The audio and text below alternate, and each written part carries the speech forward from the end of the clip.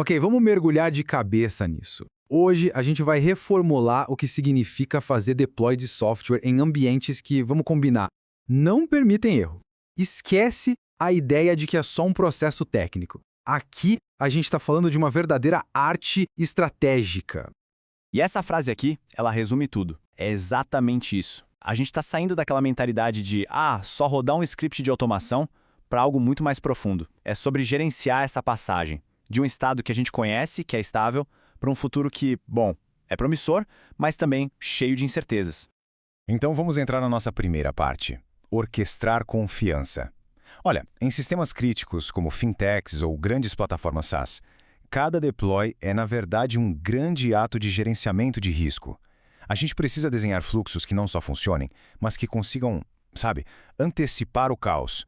Isso nos leva direto para a segunda parte, a ideia de um cérebro da entrega.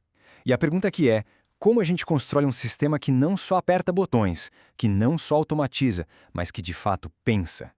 É aqui que a mágica começa a acontecer. Pensa no GitHub Actions, por exemplo. Ele deixa de ser só uma ferramenta de automação e vira o córtex pré-frontal do nosso sistema. É um cérebro artificial mesmo, que fica ali, observando, reagindo e, o mais importante, decidindo. Ele analisa o contexto para agir de forma inteligente, mesmo quando ninguém está olhando. E um pipeline maduro, ele não é uma linha reta, simples, de jeito nenhum. É mais como uma rede, cheia de se isso, então aquilo. É uma lógica condicional que toma decisões a cada passo, baseada no contexto. O sistema entende, por exemplo, que mexer em migrations do banco de dados é infinitamente mais arriscado do que, mudar um texto no front-end. E ele reage de forma diferente para cada situação. Essa ideia toda tem um nome. É o que a gente chama de CI/CD cognitivo. É um sistema que, de verdade, aprende e evolui a cada deploy. A analogia com o sistema imunológico digital é perfeita.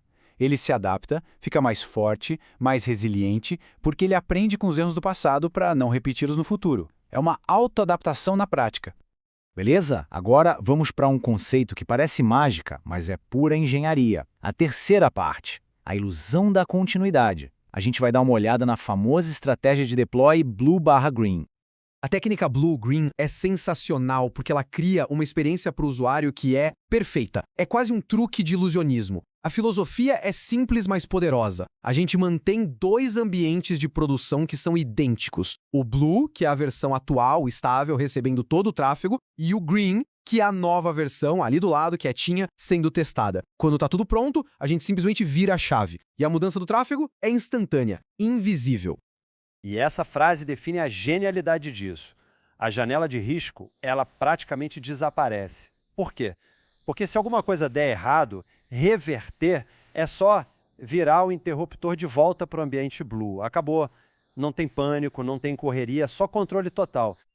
Ok, se Blue/Green é sobre ter controle total, a nossa próxima estratégia é sobre experimentação controlada. Vamos para a quarta parte, ciência e autodefesa. Aqui a gente vai falar de Canary Deploys e Rollbacks automatizados.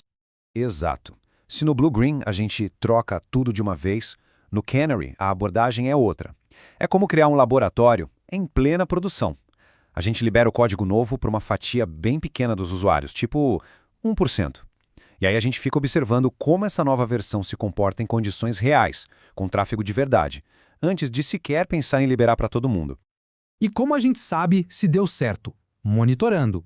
O sistema fica de olho em métricas super importantes: latência, taxas de erro, uso de memória, coisas assim.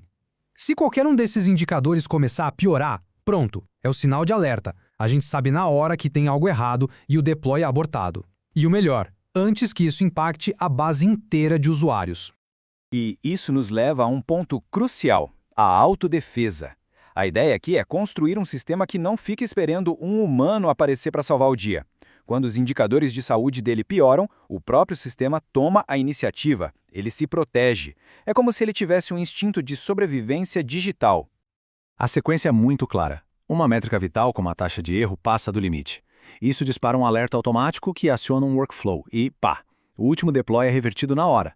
O ponto-chave é que o sistema se autodiagnostica e age. Ele reverte a mudança antes que um probleminha vire uma crise. Isso é resiliência proativa, não reativa. E agora, a gente vai para o futuro. A parte final da nossa conversa, o deploy cognitivo.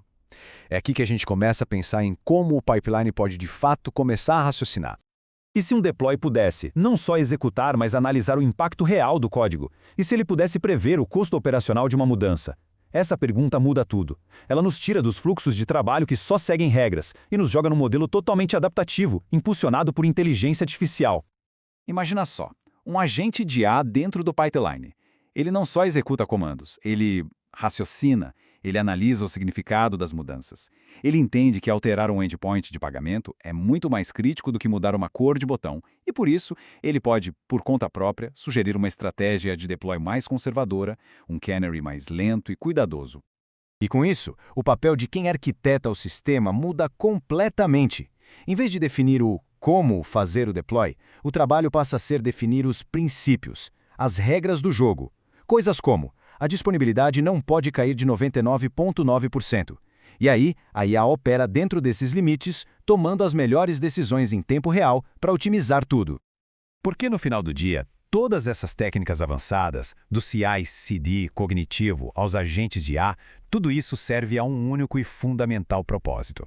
E essa frase resume bem: não basta entregar código rápido, é preciso entregar confiança. E isso nos deixa com uma reflexão final. A verdadeira arquitetura, ela não nasce do código, ela nasce da visão. Os sistemas que a gente constrói são, na verdade, uma expressão da nossa capacidade de enxergar o cenário completo.